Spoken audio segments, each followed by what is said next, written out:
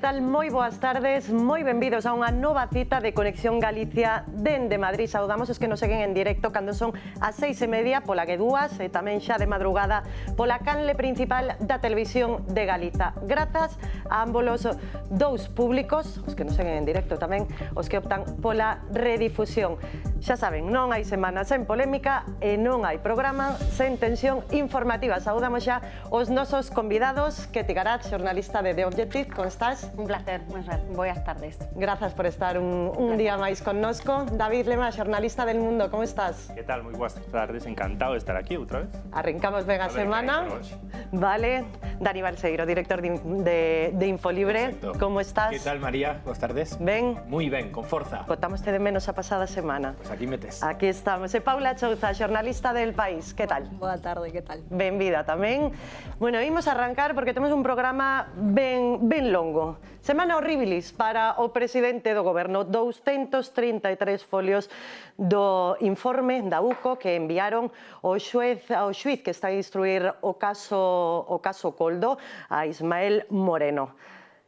Deixan tocado a Sánchez Ábalos ao bordo de ser imputado. O nome do presidente do goberno nese informe. Por primeira vez, Sánchez di que sabía da reunión entre o exministro e a vicepresidenta de Venezuela. E, por outra parte, tamén o vínculo de Begoña Gómez co rescate de Air Europa. Dende logo, non parece a mellor semana e quero que vexamos, ademais, unhas imaxes.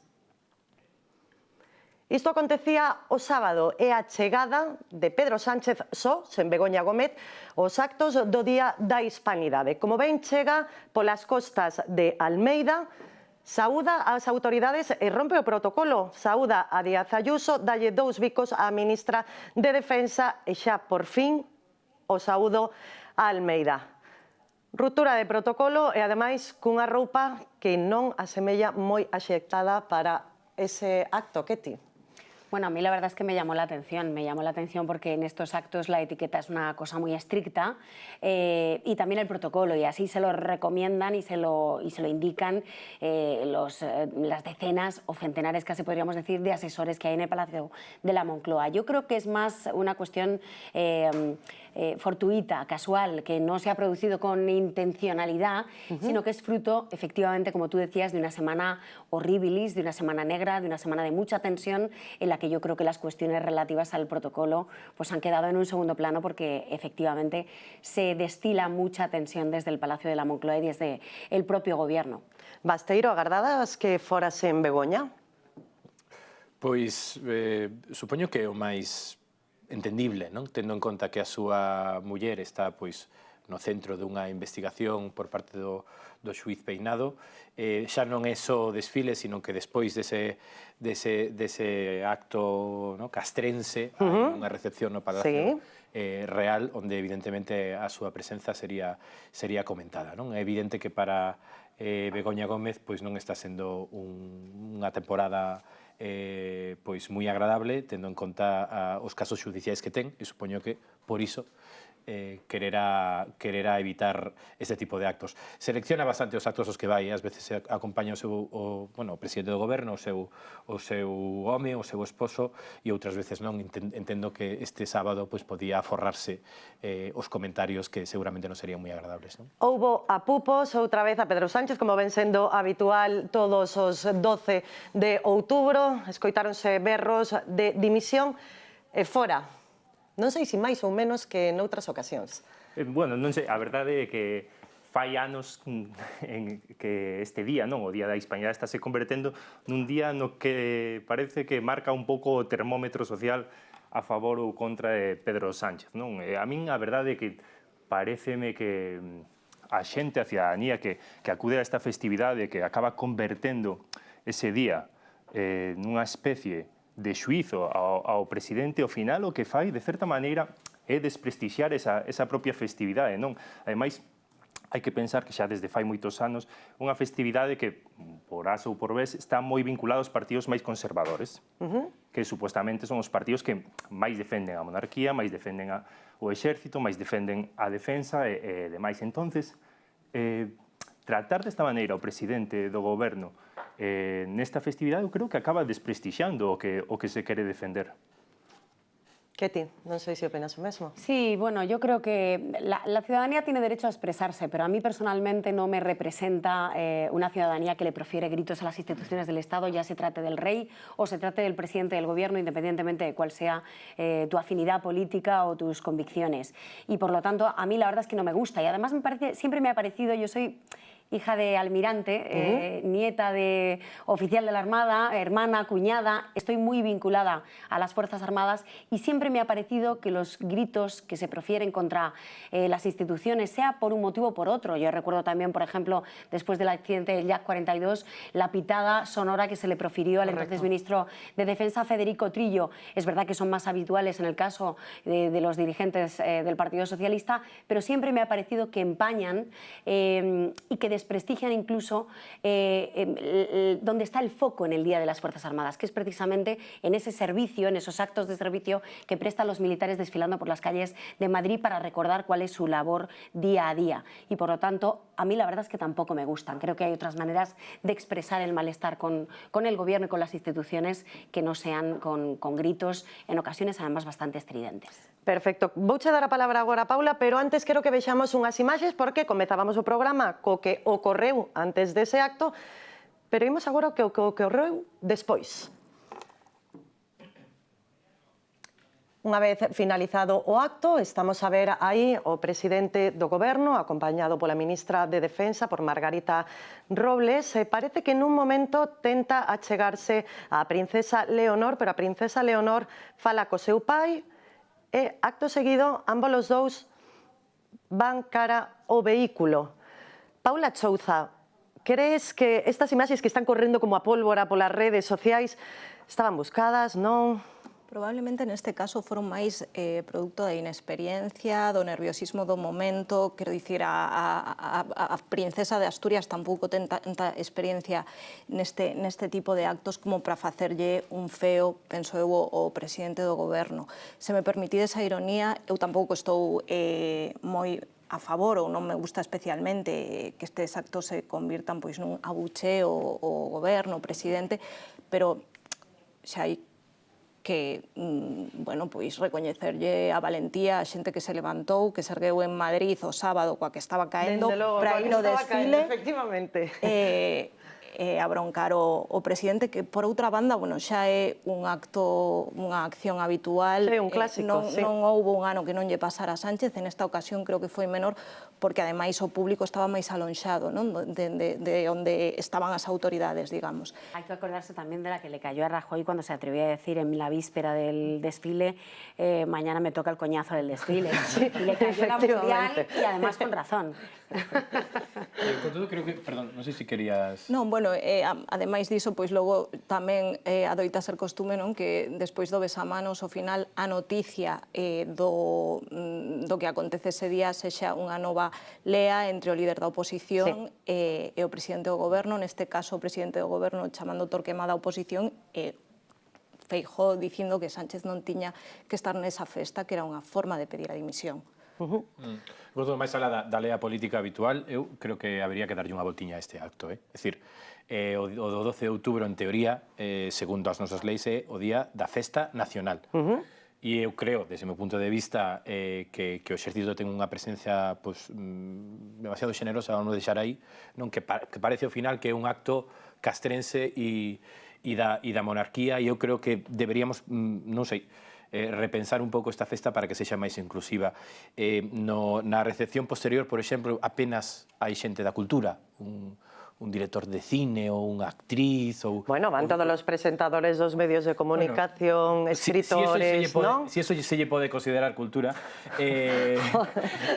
No, pero decir, creo que falta pensar esta festa como unha festa máis aberta á cidadanía, máis alá dos que van ali ver o desfile ou abuchear ao presidente do goberno de turno e darlle unha volta. Decir, as Forzas Armadas teñen o seu día, as Forzas Armadas son importantes, eu creo que teñen que ter o seu día tamén, pero si é o día da festa nacional, se cadra, hai algunhas maneiras, tanto no propio desfile ou no acto público como na presenza pois moi copada polo corpo diplomático, pola Igrexa, polos políticos e polos xornalistas que vamos ali intentar facer o noso traballo, de abrir un pouco máis a cidadanía. Creo que tamén lle viría ben a propia monarquía non ter xestos que foran máis alá do que xa sabemos que é unha das prioridades e ademais así está na Constitución, como é ser comandante supremo das Forzas Armadas. Tamén é o día das nosas Forzas Armadas, dos corpos e forzas de seguridade do Estado, non? Es que yo no estoy de acuerdo con lo que dice Dani, porque yo creo que la cultura tiene muchos días en el calendario anual. Las Fuerzas Armadas no. Las Fuerzas Armadas tienen 2 días en el calendario.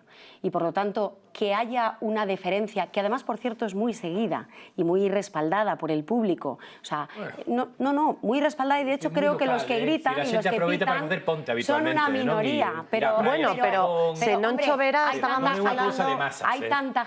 Hay tanta gente que normalmente se tienen que poner y se tiene que acordonar la zona, claro, y restringir determinadas entradas precisamente porque hay una afluencia muy masiva. Estamos hablando de unas 100.000 personas. En Madrid, con lo cual es un acto muy seguido y muy querido y en el que las fuerzas y cuerpos de seguridad del Estado reciben, concretamente las Fuerzas Armadas, el cariño de la ciudadanía 2 veces al año, el Día de las Fuerzas Armadas y el Día de la Fiesta Nacional. Y la cultura tiene muchos días. Y además también discrepo en esto de que la jefatura del Estado se tenga que abrir. La jefatura del Estado desarrolla actos con la cultura durante los 365 días del año. Y los militares con la cultura, con los colectivos sanitarios, con los colectivos desfavorecidos, con lo cual yo creo que es una manera sesgada de verla. No tengo nada en contra de que se repiense y de que se adecúe a las nuevas inquietudes de la ciudadanía, pero creo que una de esas inquietudes son las Fuerzas Armadas, insisto, que solo tienen 2 días al año.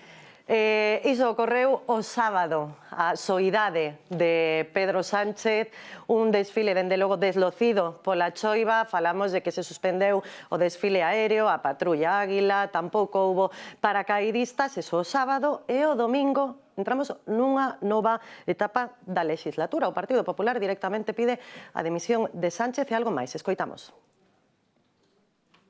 Una querella en el Juzgado de Instrucción número 5 de la Audiencia Nacional contra el Partido Socialista por presunta financiación ilegal, cohecho y tráfico de influencias. Financiamento ilegal, suborno e tráfico de influencias. Hai trama Sánchez, como din os populares? Bueno, trama Sánchez haberá que ver se hai, non? Quero dicir, agora que hai unha investigación judicial en curso que de momento ainda está determinándose o exministro de Transportes, José Luis Ábalos, pode estar imputado, non? Pero sobre... Ten toda a pinta, non? Ten toda a pinta. Pero en concreto sobre este movimento do Partido Popular, eu creo que ten como 2 lecturas, non? Unha, digamos, desde o punto de vista técnico, que é o de presentar a querella. A mí parece un pouco torpe, no sentido de que ao final está judicializando un caso que xa está judicializado. Quero dicir, todo o que vai a aparecer como están saindo todas as cousas, non? Entonces, se un considera que o Partido Popular é o partido que máis respeta o funcionamento dos mecanismos do Estado de Dereito e demais, desde o punto de vista de higiene democrática, a min pareceme facer un uso un pouco perverso deste aparello, non? Dispois, eso por unha parte, pero dispois está a lectura política. A lectura política evidentemente ten un xesto moi potente que é querer capitalizar todo o malestar que está provocando as tramas, o caso Coldo, as tramas dos hidrocarburos e demais. Non, para empezar, eu creo que o que busca o PP é intentar equiparar de alguna maneira o que está ocurrindo co que ocurriu con Bárcenas. Entonces, é verdade que se ao final se acaba producindo unha imputación do exministro, eso dalle moito poder ao PP, moito poder incluso moral para pedir a dimisión de Sánchez e, quen sabe, tamén unha posible moción de censura como pasou no 2018, non? E ademais, é importante, desde o punto de vista político, repito, querer falar de financiación do partido, porque o que consigue con isto é levar a causa máis alá de Ábalos.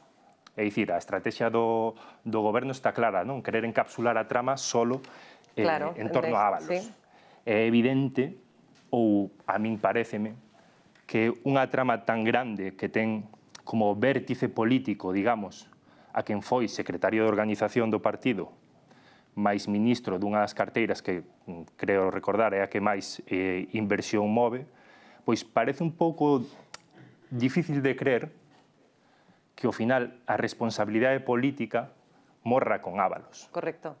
Oxe, ata Podemos dicía, ¿no?, que era increíble, creo que non utilizaba esa palabra, ¿no?, pero que era increíble que Sánchez non soubera do caso Coldo, ¿no? Eso é, entón o que consigue o PP con este movimento sí que é dicir, isto non vai solo de Ábalos, aquí hai un entramado que pode ir moitísimo máis alá. Buscase facer iso, ¿no?, facer unha división deste caso e falar por unha banda do caso Coldo, por outra de Ábalos e por outra da trama Sánchez, como din eles. Sí, dende logo é un movimento dentro da estrategia do PP tamén de desgaste o goberno e capitaliza o asunto, consegue cambiar o relato e marcar o paso despois dunha semana que tamén foi complicada pro propio PP polo tema da reforma que, bueno, que... Logo falaremos diso tamén, sí. Sí, bueno, que afecta aos presos de ETA. Pero, bueno, se tan grave o asunto, por que non pide o PP ou non presenta o PP unha moción de confianza? Son cosas de censura. De censura. Censura, sí, porque non ten os apoios suficientes.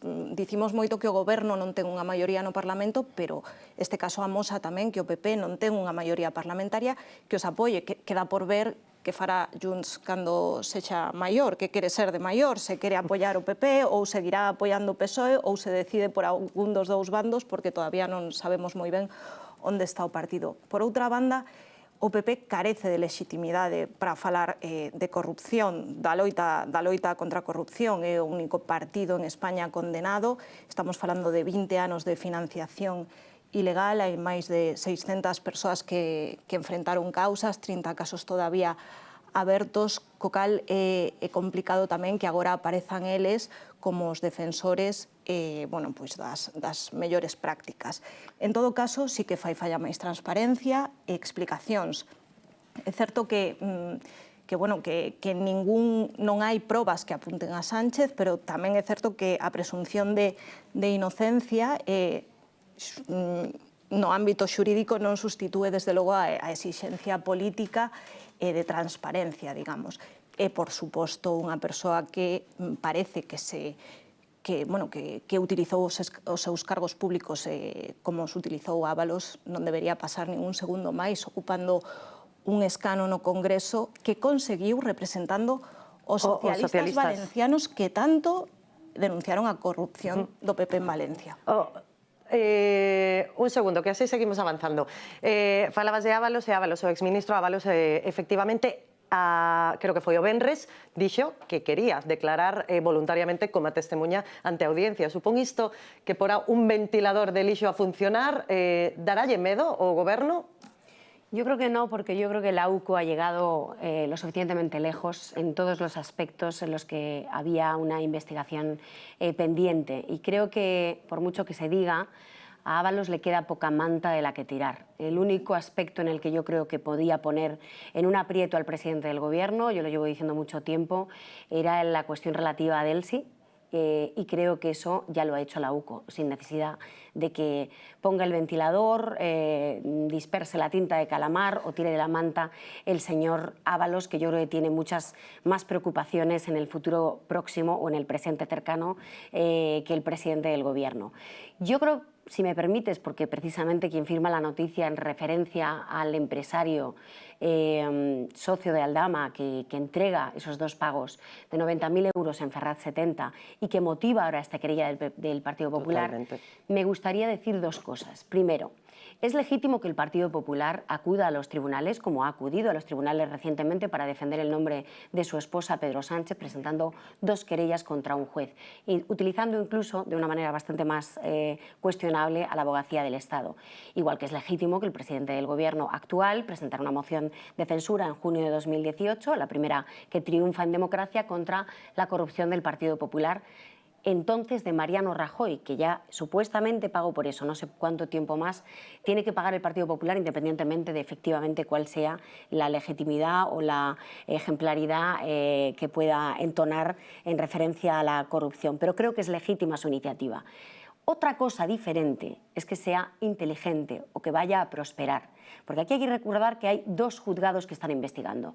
Uno es el número 5, el del juez Santiago Pedraz, otro es el del juez Ismael Moreno. Caso Koldo, trama de los hidrocarburos. En la trama de los hidrocarburos es cuando nosotros revelamos precisamente esta información que es relevante, básicamente porque se trata de dos empresarios que están inmersos en esa trama de hidrocarburos. La trama Koldo va por otra vía y va por la investigación del juez Ismael Moreno. Hacer un totum revolutum de las dos cosas a lo mejor no es la mejor estrategia, pero es verdad que sí que te permite abrir un flanco que hasta ahora ha sido inexplorado en otras causas judiciales que han tenido lugar en los últimos 3 años, y lo digo porque algo de esto me sé. ¿Verdad? Y es, por ejemplo, todo el tema relativo a las facturas. Hay medios de comunicación que recientemente se han sumado a lo que nosotros publicamos hace 3 años en referencia al trasiego de facturas falsas, manipuladas, elevadas, que llamaron la atención, que hicieron saltar las alarmas en el partido y en el gobierno. Y en ese trasiego de facturas nunca se ha conocido la facturación de Ferraz y se ha solicitado la facturación de Ferraz, los gastos relativos al ministro. Sabemos que Koldo García Izaguirre presentaba facturas, hojas de gastos, con facturas de dudosa procedencia y sobre todo que se efectuaban con pagos de dudosa procedencia, y que no sabemos de dónde salían los billetes famosos de 500 euros con los que se pagaban en establecimientos, en hoteles, en restaurantes, etcétera, etcétera. Con lo cual, cabe la sospecha, y es una sospecha fundada, de que se pudiera, por parte de un personaje que figura en el entramado de una organización criminal, que así lo dice la Unidad Central Operativa de la Guardia Civil, que ese personaje, que es Koldo García Izaguirre, estuviera blanqueando dinero a través de Ferraz 70. El abrir una línea de investigación sobre la financiación irregular, que yo creo que no es el caso en estos momentos, porque creo que no la hay, sí que permite que afloren todas esas facturas y que se arroje luz sobre lo que durante 3 años ha estado en la penumbra. Y yo creo que eso es positivo. Parabéns de feito por esas publicacións, Katy. Gracias. Seguimos avanzando porque escoitamos agora o presidente Sánchez admitindo por primeira vez que sí sabía desa reunión. A mí, efectivamente, el exministro Ábalos me informó de esta visita privada de la vicepresidenta Delcy Rodríguez a España, y cuando el gobierno de España se percató de que había unas sanciones individuales a la vicepresidenta del gobierno de Venezuela, Delcy Rodríguez, pues efectivamente se canceló esa visita. Esa es la participación del Gobierno de España. Esa visita cancelase en un despacho, pero a visita prodúcese igual. No aeroporto de Barajas, non moi comentado. Bueno, aquí hai moitas sospeitas, moitas implicacións que vamos ter que engadir unha nova acepción, non, o dicionario, non? Porque cando onte dá a súa roda de prensa Cuca Gamarra ou hoxe falan voceiros do Partido Popular, aí todo o mundo é implicado, non? Pedro Sánchez sabía todo, dirixía todo, de feito. Aí está implicada a presidenta do Congreso... Home, o da reunión sí que o sabía, porque agora sí que foi cando admitiu, non? Estaba o presidente da Generalitat, estaba o ministro Marlaska, estaba o ministro antes presidente de Canarias, todos o sabían, todos estaban implicados, isto é unha trama, unha mancha de aceite. Creo que hai que poñer un pouco de mesura, porque o caso é grave, Decir, pero eu refírome ao que sabemos, polos informes da Garda Civil, da Unidade Central Operativa, polo que está trascendendo os informes, é algo que ademais preocupa e con razón, non? Iso sí, está o Partido Popular moi preocupado polo caso Koldo ou está festexando e celebrando o caso Koldo porque cree que lle pode axudar a facer oposición? Moi lexítimo, por suposto. O que digo é que a avaricia rompe o saco e que sobreactuar pode, de alguna maneira, revelar que as túas intencións o que menos te importa é a corrupción, o que queres é facer caer o goberno, non? E creo que aquí Vox leva a dianteira en casos judiciais, é unha especialidade que ten Vox, non? Ser garante da xustiza en España e denunciar a prácticamente todo o mundo que non sexa do seu signo político a ver si sona a campana, e ás veces sona, tamén hai que decirlo, non? Pero o Partido Popular creo que está reaccionando a isto, judicializando un caso que xa está judicializando, esgrimindo, entre outras cousas, artigos como os de Ketty Garat. Eu pregúntome, si tan grave é, por que non presentan unha moción de censura? non teñen por que dar os números. A primeira moción de censura importante que se presentou de feito non se gañou e despois desembocou nun tsunami de votos, 202 diputados para Felipe González no ano 82. Si tantas explicacións se requiren, se tan grave, por que o Partido Popular non chama a Pedro Sánchez á comisión que hai no Senado, que é unha comisión, por certo, sobre o caso Coldo, polo que teñen desfilado varios responsables políticos que ás veces salen da comisión máis reforzados do que entraron, non? Bueno, neste caso non sei... No, neste caso, no caso de Ábalos, desde logo. Ademais, é dicir, eu creo que aquí, é dicir, hai evidentemente un caso de presunta corrupción e polo que sabemos que afecta desde logo a ese empresario corruptor, a ese conseguidor ou home para todos de Ábalos, o propio exministro Ábalos. Acabamos de escoitar tamén o presidente do goberno admitindo algo que hai meses dixo que descoñecía absolutamente. Recordo que o propio Ábalos non está nin imputado, como para pedir que caian 11 ministros. Puede cambiar en 24 horas. Sí, correcto, pode cambiar, pero digo, a pregunta de si é aforado é obvio. Que dúas contra un é máis difícil. No. Eu creo que as formas son importantes e respectar os tempos da xustiza e da investigación xudicial. Pero a investigación xudicial, que eu creo que é o máis importante e que xa está metendo en apuros a Pedro Sánchez e desde logo a Ábalos e a Coldo e a Aldama, vai máis lenta do que o PP necesita. E eu creo que de aí esa sobrerepresentación. É dicir, creo que hai que deixar traballar a xustiza. Ábalos agora mesmo non é ninguén no partido, de feito non está nin no partido, expulsóuselle de maneira fulminante, pediuselle acta que non entregou, terá que responder sobre as súas implicacións e o presidente do goberno terá que dar máis explicacións das que teñen dado. Que non dea explicacións non o convirten culpable, Sí, que non dea explicacións non o convirten implicado en unha trama que dirigía e que sabía todo. E eu creo que aí hai ese salto onde o PP está errando. A cousa xa é suficientemente grave e preocupante como para que se che note tanto que o que máis importa non é o caso en sí, sino en tumbar ao goberno. Claro, es que yo, fíjate, creo que centramos mal el tiro, si me lo permitís, porque para mí la gravedad de los hechos no depende de cómo actúe, de su valentía o cobardía el Partido Popular. El Partido Popular no es el termómetro de la responsabilidad de los hechos. Aquí estamos hablando de que hay un secretario de organización del Partido Socialista, el máximo responsable que tiene las funciones orgánicas de la organización de un partido, al que supuestamente le entregan a una persona interpuesta 2 sobres que yo personalmente os digo o creo que no son, o por lo menos la evidencia que yo tengo en este momento es que no se trata de un caso de financiación irregular, sino de financiación particular. Pues es decir, por eso. Esa es mi impresión, no tiene por qué ser ni la verdad ni los hechos, pero es mi impresión. Ahora, que hay una persona que es el secretario de organización del Partido Socialista, a quien se le envían en 2 bolsas de Zara, ya estamos aquí todos gallegos, sacamos también un poco... No me metas en Inditex aquí.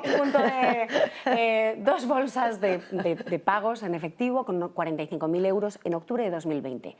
9 meses después es cesado el número 3 del Partido Socialista y el número 4 del gobierno, el ministro todopoderoso de Pedro Sánchez. ¿Quiere decir eso que Pedro Sánchez sabía todo? No quiere decir en absoluto. Ahora desarrollo el resto de la idea. PP, ¿no? Yo me ciño a los hechos. Ese hecho concreto es gravísimo, es de una gravedad superlativa, porque es la persona que maneja y controla la organización del partido. Otro hecho gravísimo es que el presidente del gobierno nos mintió. El presidente del gobierno mintió sobre Delsi.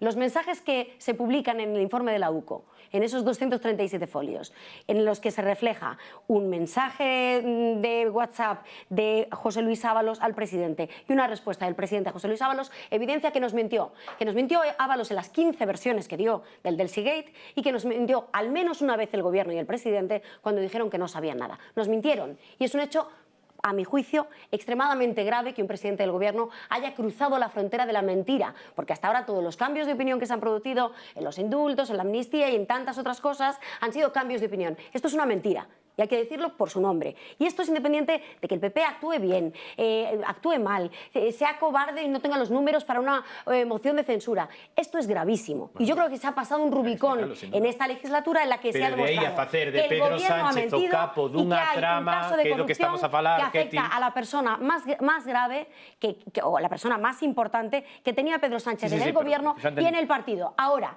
¿sabía el presidente del gobierno algo relativo, por ejemplo, a la facturación de Ferrat 70, a la facturación que el ministro presentaba en la sede del PSOE? Yo creo que sí. ¿Sí? Creo que no tenía certezas de este escándalo de corrupción. Ahora, Eso non son probas, ¿eh? a mí me consta, y así lo publiqué hace 3 años, por eso algunos lo publican ahora y otros lo publicamos hace 3 años, a mí me consta que en el partido tenían conocimiento de esa facturación muy dudosa de José Luis Ábalos. ¿Tenían certezas de que esa facturación estaba conectada con una trama de corrupción? No.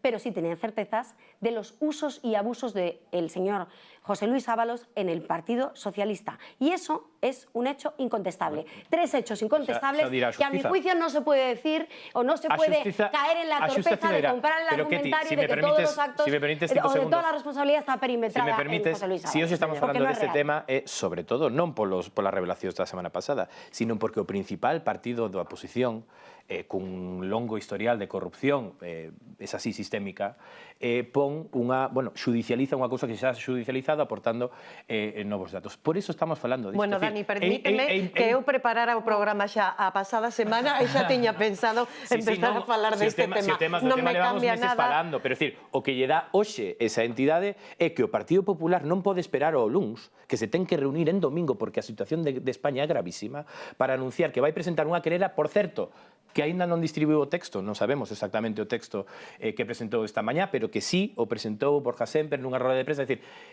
canto hai de comunicación e canto hai de preocupación xenuína. Dirá a xustiza, Ketty. Un segundo e deixamos ya él, E ademais xa está apretando. Pero está apretando tanto como lle interesa ao Partido Popular. No, pero a mí la estrategia del Partido Popular sinceramente me interesa bien poco. Pero creo que nosotros, que somos periodistas, tenemos que diferenciar entre lo nuclear y lo accesorio, entre el continente y el contenido. Y yo creo que el contenido y lo nuclear es que de momento ya conocemos muchas cosas que son hace 3 años eran una fantasía, una burda mentira, propia de bulos, de pseudomedios, de mentiras, de... Non falemos todos a vez, por favor. Que todo no solo que es verdad, sino que es que encima lo certifica la Unidad Central Operativa de la Guardia Civil. Bueno, todo non, ¿eh? Hasta ahora, si nos queremos poñer a falar. Hasta ahora lo más gordo. Pero podemos falar de outras querelas. Para empezar, la trama de los hidrocarburos, las reuniones con Nadia Calviño... Bueno, dime tú cuál cosa. Espera, porque da UCO fiámonos para un caso sí, pero para outro non. Imos contigo, Lema. Un detalle moi pequeniño é que eu creo que por o foco fiscalizador da prensa na estrategia que está exercendo o Partido Popular non me parece, vou dicir a palabra adecuado, cando estamos falando unha posible trama de corrupción que afecta o núcleo do goberno. Aí o foco xa pon a xustiza, se iso é inevitable. O que eu creo que é interesante, é que, dicíalo fai uns minutiños, é algo tan básico como pedir explicacións. Esas explicacións, o que é máis torticero, é que nesas propias explicacións estánse dicindo non tergiversacións, mentiras realmente. Volvo ao caso de Delfi, non? E non vou falar do presidente do goberno, vou falar, por exemplo, de Pilar Alegría.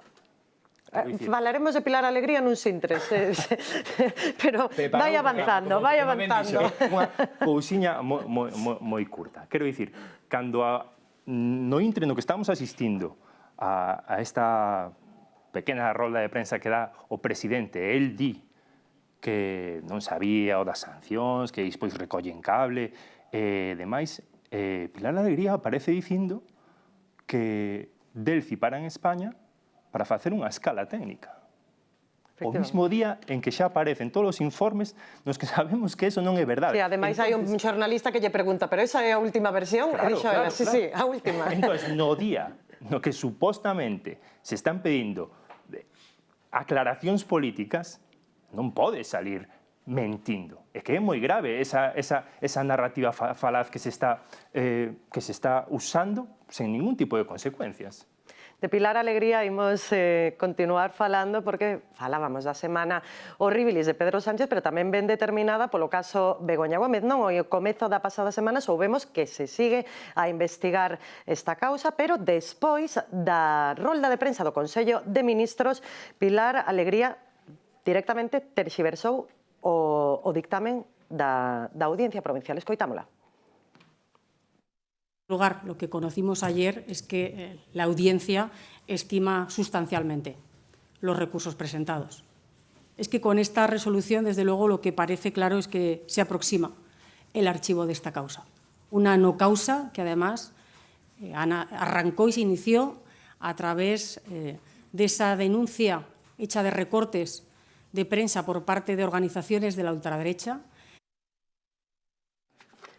Paula Chouza, non sei que pensas ti destas palabras e de utilizar a sala de prensa do Consello de Ministros para falar disto en estes termos. Iso ia dicir, non? O uso partidista que se está a facer de Moncloa, que non é algo novo, non é algo que faga só o PSOE, fano todos os partidos, pero é certo que non é o axeitado ou que se debería agardar dun goberno. Hoxe soubemos que a Fiscalía se opón a querela de Begoña Gómez contra Juan Carlos Peinado por prevaricación e revelación de segredos. Xa deu carpetazo tamén a semana pasada a primeira, a Máximo Pradera. Estamos á espera de que fai agora o TSJM coa de Sánchez, non? A que presentou a Avogacía do Estado por facerlle ir por declarar en persoa e non poder facelo por escrito como prevé a lei. En fin, eu creo que son horas de debates, que son horas de seguir falando deste asunto, que dende logo está a supor un desgaste tremendo pro presidente, pero pro conxunto do goberno, e tamén haberá que deixar que sigan as investigacións neste caso. Leo un titular que se publicou o día despois da comparecencia de Pilar Alegría. Di: el gobierno tergiversa el dictamen de la Audiencia de Madrid sobre el caso Begoña. Non é un titular nin do ABC, nin de La Razón. Es un titular del País. Efectivamente. Y un buen titular, además. Efectivamente. É un titular del País. Titular certero. Non titulamos ben, acaso. Quero dicir que é un xornal moito máis afín ao goberno. Petita, yo he dicho que es un buen titular. Eso no implica que haya otros titulares que sean malos. No hay que tener la sorpresa tan fina. No, pero chamou a atención. De Paula non é porque non é a miña área. Eu titulares de Sumar Podemos a esquerda e as leas na coalición os que queirades. A loita contra os bulos e os fake news debería comezar por esa sala de prensa. ¿Sabes qué pasa? Que precisamente la señora Alegría es la portavoz del Gobierno que ha emprendido una cruzada contra los medios de comunicación, entrando en el terreno de dictaminar qué es medio de comunicación y qué no lo es decir, irrumpiendo como elefante en cacharrería en la libertad de prensa. En la sala de prensa de Moncloa, desde hace mucho tiempo, los medios de comunicación no preguntan todos libremente. Hay medios que no podemos preguntar porque no nos dejan. Y no nos dejan desde hace casi un año, desde que empezó prácticamente la legislatura. Y curiosamente son los medios de comunicación que han ido informando algo relativo a la investigación sobre Begoña Gómez. Y a mí esto me parece que es, desde luego, un menoscabo de la libertad de prensa, sin ningún tipo de duda. Claro, han conseguido además que dentro de los medios de comunicación hay algunos que se atrevan a señalar a otros medios de comunicación. Y hay algunos medios de comunicación que se atrevan a hablar de pseudomedios respecto a otros medios de comunicación. Yo no me atrevo a cuestionarlos, ni me atrevo, ni quiero, ni pretendo, ni es mi intención cuestionar los titulares del diario El País, o de Infolibre, o de Público, o del diario El Mundo, porque esa no es mi función. Y porque además estaría haciéndole flaco favor a la democracia, a la libertad de prensa, y haciéndole el caldo gordo a un gobierno que lo que pretende es la división, para que no entremos, como decía antes, en el contenido y no en el continente. A mí no me importa quien cuente la verdad, porque sabemos bien que la verdad es la verdad, la diga Agamenón o su porquero. Me da igual si es Agamenón o el porquero. La verdad es la verdad y la verdad acaba aflorando en los tribunales o donde sea. Con lo cual, dejemos de enfrentarnos unos a otros y preocupémonos sobre el qué, que es lo primero que nos enseñaron en la Facultad de Periodismo, la primera de las 5 o 6 W del periodismo. Pasou xa o tempo de Pilar Alegría, desgastouse xa a súa imaxe? Bueno, no Partido Socialista eu creo que está bastante forte. Sigue? Sí, é dicir, un dos pilares do é dicir, non o digo con doble intención, do propio Partido Socialista, e ten, é verdade, que un posto bastante complicado que estar na portavocía do goberno, que habita ser unha silla eléctrica, non? De desgaste, sí, por iso falaba, por iso preguntaba. Sí, non, desde logo, decir, ese posto, todos os que o ocupan, bueno, non todos, pero a maior parte deles sufren un desgaste importante, non? Decía Pilar Alegría que a audiencia estimou os recursos da defensa e da fiscalía, neso ten razón. O que pasa que non... Creo que foi no único que tivo razón ese día. Non estivo para nada acertada. Despois falou de que intentou facelo ver como unha especie de correctivo ao xuiz Peinado, ou mesmo falou da investigación prospectiva, que é algo que rexeita taxativamente a propia audiencia, non? Entón, aí equivocouse gravemente, porque calqueira que teña lido esos 20 folios sabe que o que fai a audiencia, de feito, é dar luz verde na maioría das cousas ao xuiz Peinado. Non en todas, nalgúna tamén lle tira das orellas cando lle deixe vostede de investigar o de Europa, que xa dixemos en primavera que eso non é o que lle toca, non? E o xuiz Peinado despois pide un informe a SEPI, outro informe a Garda Civil, é dicir, que hai para todos, pero no fundamental a audiencia avala a investigación do xuiz Peinado. Pilar Alegría dixo o contrario, non?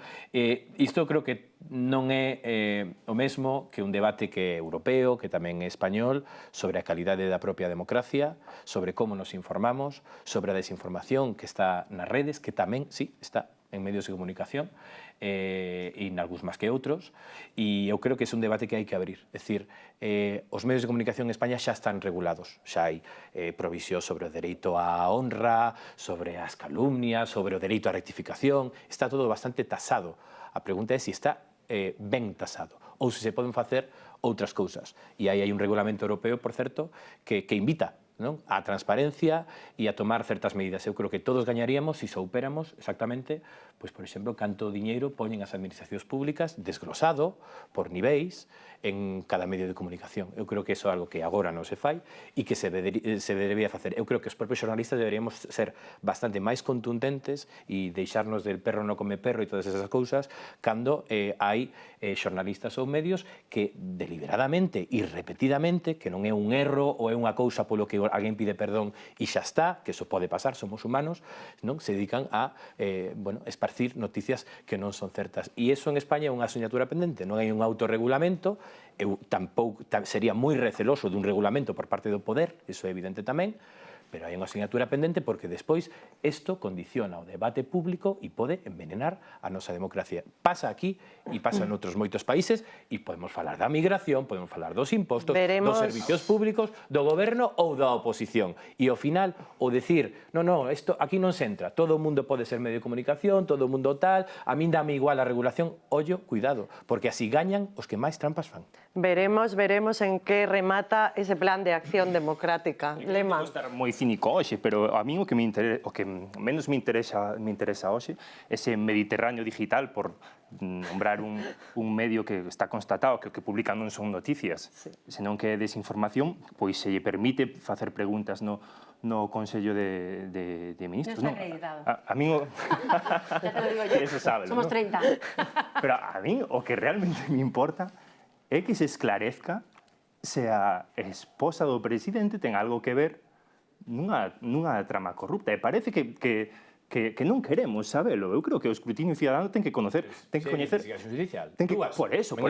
Sí, pero o que se está intentando é torpedear, ou a mí tamén a impresión torpedear esa investigación judicial, non? Entón, o que pasou outro día é un aval a esa investigación. E hai ademais unha parte moi concreta na que se fala de Barrabés, na que se fala de Begoña Pérez, como un apoia a cátedra da outra, como a outra recomenda a Barrabés, di a resolución algo así como que é moi chamativo que nos 2 anos despois da creación do máster de Begoña Pérez se produce unha entrega, creo que son teño aquí apuntado, 21 millóns de euros públicos para as empresas de Barrabés, que é un 90% dos contratos públicos que recibiu nos últimos anos. Entón, por que parece que non nos interesa dilucidar eso? Non falo nesta mesa, refírome ao goberno, que creo que debería ser o primeiro interesado en quitar toda a sombra de sospeita. Hai intereses tamén por dictar sentenza antes de tempo, e o que pois tamén é lóxico, e pasa tamén ao contrario moitas veces. É dicir, a investigación judicial ten os seus tempos, e eu teño presa por crear un clima... Claro, pero é eso, é dicir, respectar a xustiza e que a xustiza faga o seu traballo, que o vai facer claramente. Non parece que haxa falta de investigación neste país, pois é unha cousa, e outra é querer decir Sánchez lo sabía, Begoña Gómez é culpable de todo, e neso estamos, porque os escoitamos todos os días, do segundo partido de España, perdón, do primeiro partido de España e do terceiro partido de España, é exactamente eso. Entón, eu creo que hai que diferenciar entre o que é unha investigación judicial e que ten os seus tempos, e no de Begoña Gómez non sei como de grave é, pero no caso de Ábalos e Coldo, eu, desde o meu punto de vista, aí hai materia bastante grave, e outra cosa é chegar a conclusións que aínda non están sobre a mesa porque lle interese o principal partido da oposición para estabilizar o goberno. Porque temos que ser tamén cómplices, porque somos moi celosos como noso papel de xornalistas, temos que condenar a alguén que non condenou a xustiza. No, es que nadie aquí ha condenado a nadie, y yo creo que en democracia están muy establecidas las diferentes funciones. La justicia hace... ¿Puedo yo ahora? Sí, claro. La justicia hace su papel. El hedor es insoportable. ¿Puedo yo ahora? Eso es editorial de... Basteiro, por favor. ¿Te saco yo editoriales que ha publicado tu medio? ¿O te saco yo errores que ha cometido tu medio? ¿O te saco yo...? Es que yo no voy a hacer ese papel, ¿me entiendes? O sea, yo entiendo que vosotros, algunos de vosotros queréis jugar a señalar... ¿Quiénes sois vosotros? Tú, concretamente, estás intentando... Bueno, pues entonces habla de mí, no hables de el editorial que hace mi jefe. Sé elegante. Pero digo que... Estás hablando con Ketty Garat. Bueno, pues... Pero que me refiero que o que está no ambiente perdona, eso. Estaba yo empezando a hablar. Entonces, como tú has Veña, hablado... imos respetar los turnos, veña. Está no ambiente eso porque se publica eso. Dani, por favor. Sé igual de elegante que yo, igual que yo no te reprocho a ti, que no lo haría porque creo que soy elegante. Dani, por favor, imos a lo que si tienes algo que reprochar directamente, no me ofendo. Lo que digo es que hay que ser valiente. Y si tú pasas de hablar en genérico a hablar en lo concreto, entonces háblame en lo concreto. De ti. Perdóname, Dani Basteiro, déjame hablar 4 palabras seguidas. No te pido 10, te pido 4. Creo que tenías ¿vale? problema. Entonces, si quieres hacer una referencia concreta, sé valiente de hacerme la referencia a mí, Ketty Garat, que yo suscribo determinadas informaciones. Y atrévete a decirme, por ejemplo, que la información mía de los 90.000 euros, que ya veremos a ver cómo acaba eso, ¿es falsa o no es falsa? No me eches en cara artículos de opinión que en este país tiene libertad para publicar todo el mundo que ha escrito otra persona. Dicho esto, yo creo que en este país están muy claras y muy delimitadas las responsabilidades. La justicia hace su papel, los medios de comunicación hacemos nuestro papel y los partidos políticos hacen su papel. También hay que ver. ¿Que se puede mejorar todo? Por supuesto que se tiene que mejorar. Pues de eso estamos hablando. Por supuesto que se puede mejorar. Pero que el Partido Popular salga a hacer una querella no es incompatible con que un medio de comunicación investigue. Claro que y no. tú y yo sabemos, y si no lo sabes te lo cuento, que en Moncloa a todos los medios que han investigado sobre Begoña Gómez no les dejan preguntar, no les dejan hacer preguntas en las ruedas de prensa. No pueden subir en el Falcon y participar en los viajes oficiales en los que sí participan medios, por ejemplo, como el tuyo, y me parece bien que participen, pero querría que participasen todos en igualdad de condiciones. Y en este país no participan en igualdad de condiciones facer unha tertulia sobre The Objective eu creo que non é o... No, vamos a ver, estaba desfalando dos minutos. Me falei de ti concretamente. Y además, añado una tercera cuestión. La financiación, que la has mencionado tú. Estoy completamente a favor. Es más, qué pena que no vaya a salir adelante este plan de financiación y este plan de acción democrática, porque estoy deseando saber lo que cobran todos los medios de comunicación que sí pueden preguntar en Moncloa, porque yo sé lo que nosotros recibimos del Gobierno de España, 0 euros. 0 euros. Con lo cual, encantada de que haya más transparencia en el ámbito de los medios de comunicación y todos sepamos a quién se debe cada cual. Si non hai problema. Veña, a semana pasada completouselle a Sánchez con Tudanca dende Castela e León e con Lobato. Gañarán o pulso a Dirección Nacional de Ferraz? Pois é unha boa pregunta. É que cambiei de tema totalmente, porque así rematábamos con esta lea. Non, totalmente, pero, bueno, pois sí, Sánchez ten unha certa oposición interna que xa coñecemos dende sempre, o das primarias, non, de Castela e León é algo novo, haberá que ver, hai moitas cousas que dirimir no Congreso do PSOE, que en todo caso todo apunta que é para un reforzamento de Sánchez, para afrontar o que ven de legislatura, bueno, el mesmo dixo, non, que quere quere seguir a seguinte, quere presentarse outra vez á presidencia do goberno nas próximas eleccións que non sabemos cando serán, todo está no aire, pero bueno, queda por diante un debate profundo no PSOE, aínda que parece que non, vamos, que Sánchez busca o reforzamento e que iso é o que vai pasar ao final. Non sería unha revolución con mayúsculas entón, non? Non. Non creo, non? Unha rebelión. Bueno, o que pode haber unha pequena rebelión se de verdade nas tramas de corrupción que xiran en torno ao Partido Socialista seguen saindo cousas, non? De feito, publicábamos este fin de semana que había certo temor a ver o que hai debaixo da alfombra, porque debaixo da alfombra pode sair incluso un elefante, non? Eu creo que se sale ese elefante, o que si vai pasar é que Sánchez vai chegar ca súa autoridade moi debilitada a ese Congreso, non?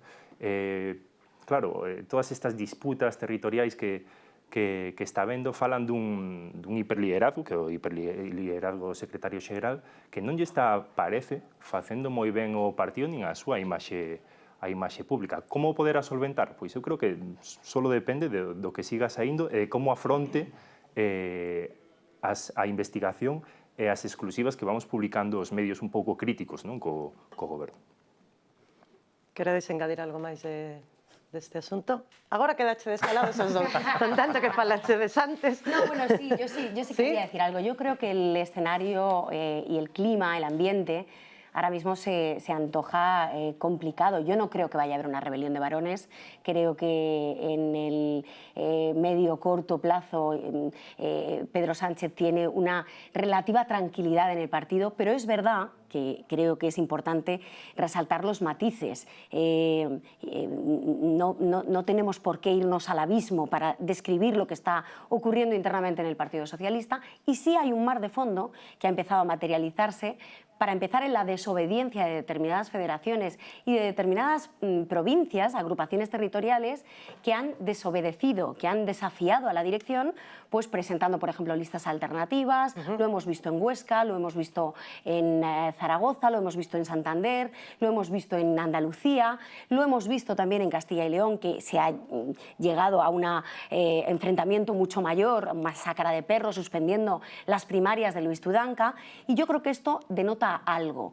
¿Que nos puede llevar a una rebelión, a una revolución en el Partido Socialista? Evidentemente no, pero sí que creo que se ha perdido el miedo a alzar la voz contra un secretario general que hasta ahora tenía el ordeno y mando absoluto en Ferrat 70. Y creo que eso ha empezado a cambiar. Ni siquiera digo ha cambiado, digo que creo que tenemos que poner la lupa sobre esos movimientos, porque ya se está produciendo.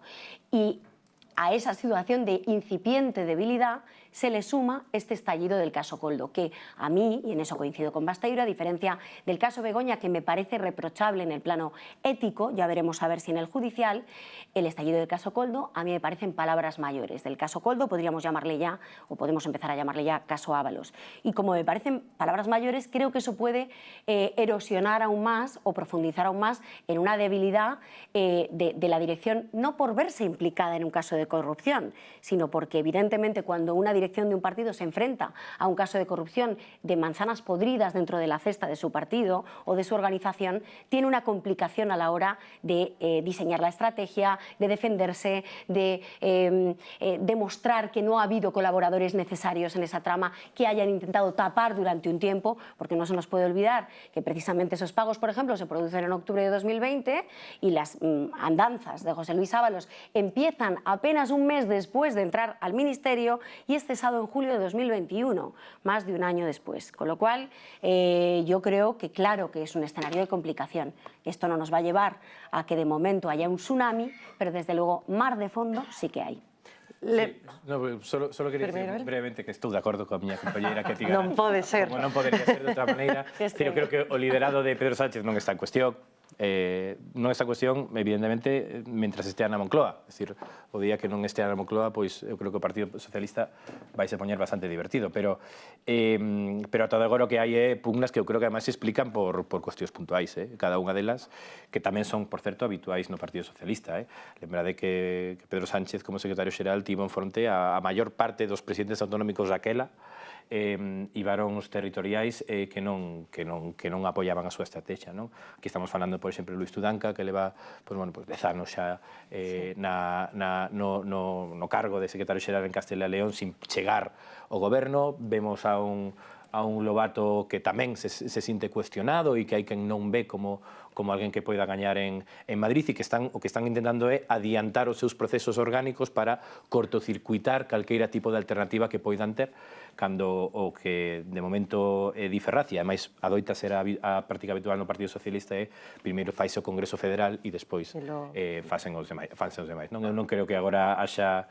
E non estou tan de acordo con que Ábalos poida posibilitar, ou sexa un desencadenante de tensións internas. Eu creo que hai que velas en pulsos de poder que se dan evidentemente cando o poder se reparte. E agora o Partido Socialista empeza un ciclo moi amplo no que se vai renovar moitos liderados autonómicos e tamén o partido en Ferraz.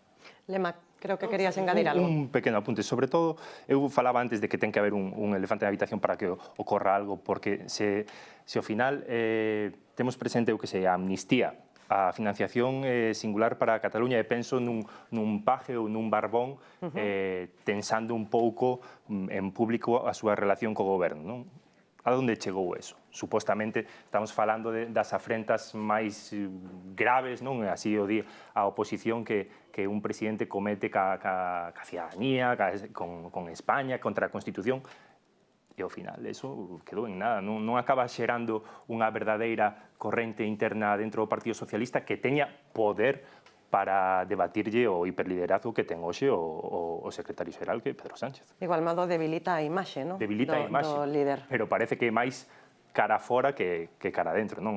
Recordo os 5 días que tomou para reflexionar ese sábado en Ferraz, todos os ministros, incluso había ministros chorando porque se iba o presidente, que por unha parte a min pareceme ridículo, pero por outra parte tamén fala dese liderazgo que exerce sobre todos eles. Foron 3 días para a lembranza, dende logo. Imos continuar avanzando, porque senón non nos vai dar tempo a tocar, xa non todos os temas, pero polo menos un máis, porque hoxe temos que voltar a falar de ETA. Hoxe, no Senado, onde ten a maioría o Partido Popular, tombouse o asunto das reduccións das condenas aos presos etarras. Voltará de novo ao Congreso para ser votada. Xa sabemos que o Partido Popular non votará desta volta que sí, tampouco Vox, pero sairá adiante, non? Bueno, que se tombou está por ver, porque agora ten que decidir a mesa do Congreso, ten a última palabra de se... Bueno, tombouse no Senado. Bueno, o que se fixo foi rexeitar, non? Gañar tempo. Sí, efectivamente. Na mesa do Congreso están vendo hoxe no Congreso están vendo hoxe ao escrito que enviou o Senado, e mañá reúnese a mesa e se decidirá cando se ve posible, que non se vexe ata o 22, según están dicindo oficialmente no Congreso, pero está por decidir, decidirá no mañá. Efectivamente, gaña tempo o PP, pero a pregunta é, para que? Era un debate que estaba desgastando o PP. Eu coido que este momento que permite cambiar o relato, situar de novo a pelota no tellado do PSOE, entón, o erro xa non é do PP, erro ou non erro, porque tivemos deputadas ben coñecidas polos galegos como Ana Belén Vázquez, que ela sí que recoñeceu que votaran a favor porque había que transpoñer a directiva europea, pero bueno, sexa erro ou non, o soubera o PP ou non, o que fan é resituar o relato, eles fan todo o posible para que a norma non saia adiante, non é responsabilidade desa maioría do Senado aprobala, agora volve o Congreso, e o Congreso é o que ten que decidir cunha maioría progresista ou na que o PSOE ten maioría, PSOE e Sumar teñen maioría na mesa, pois se finalmente aproban ou non aproban a lei, efectivamente. Sería ya un giro de guión inesperado y llamativo que de repente nos saliera adelante esa mayoría progresista, lo cual es verdad que no parece, porque es verdad que la tuvo en la primera votación y yo creo que la tendrá en la segunda. Y yo creo que aquí el PP sí que está sobreactuando, fibrilando en el caso de algunos dirigentes concretos de la cúpula del Partido Popular, y que esto no creo que sea adecuado, porque estás hablando de las víctimas del terrorismo y tampoco me gusta manosear y utilizar a las víctimas del terrorismo en un tema que ha provocado tanto dolor en nuestro país, como tampoco me gusta la actuación del Gobierno. Me parece que el Gobierno sí tenía una opción, el argumentario monclovita y socialista nos señala el camino de que esto no había nada que hacer porque los tribunales europeos, no es verdad, el Tribunal Europeo de Derechos Humanos excepcionó precisamente esta aplicación a España por delitos de sangre, y por lo tanto esto va a suponer que casos como tan sangrantes como determinados terroristas, Cherokee, etcétera, pues puedan, Chapote quería decir, Chapote, Mobutu, puedan sí, tener una sanguinarios rebaja de condena entre 5 y 8 años. Y a mí esto no me gusta y creo que además era innecesario, y creo que es verdad que hay una agenda oculta en un pacto que se llega a cabo con Bildu, que es el único de los partidos que firman esa alianza del Gobierno y que soportan la alianza llamada Frankenstein, que no firmó concretamente ningún pacto expreso, porque creo que por eso... O pacto que temos que firmar xa o de marchar, porque quedamos en tempo, Ketty, sinto moito. Un placer.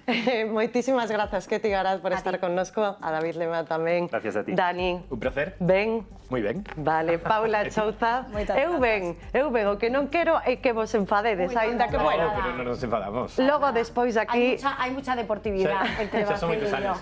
Moitas grazas aos catro, moitas grazas a todos vostedes por estar aí. Son María Cheda e estou en Conexión Galicia e vémonos o luns.